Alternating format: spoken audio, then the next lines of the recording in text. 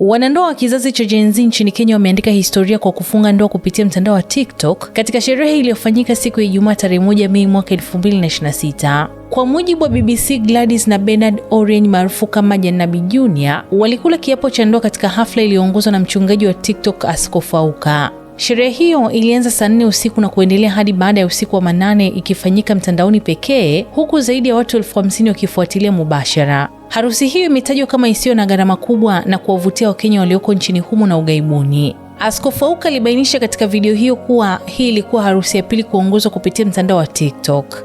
Bi harusi alivaa gauni jeupe la kuvutia na shela, huku bwana harusi akiwa na koti jeupe la suti aina ya tuxedo, tai nyeusi na suruali nyeusi.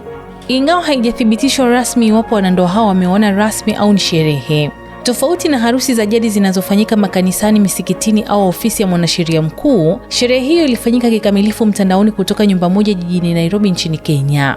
Wanandoa hao walikuwa na kamera wakila kiapo cha kuoana, huku watazamaji wakiandika jumbe za kuwapongeza. Hata hivyo, wataalamu wa sheria wamebainisha kuwa ili ndoa itambuliwe kisheria nchini Kenya, lazima izingatie masharti ya sheria ya ndoa, ikiwemo kusajiliwa na kuhalalishwa na mtu aliyepewa leseni. Tukio hilo linaonyesha ushawishi unaokuwa na majukwaa ya kidigitali kama TikTok katika kubadilisha namna kizazi cha Gen Z kinavyosherehekea na kuadhimisha hatua muhimu za maisha. Mimi ni Bahati Limo na hii ni Simulizi na Sauti.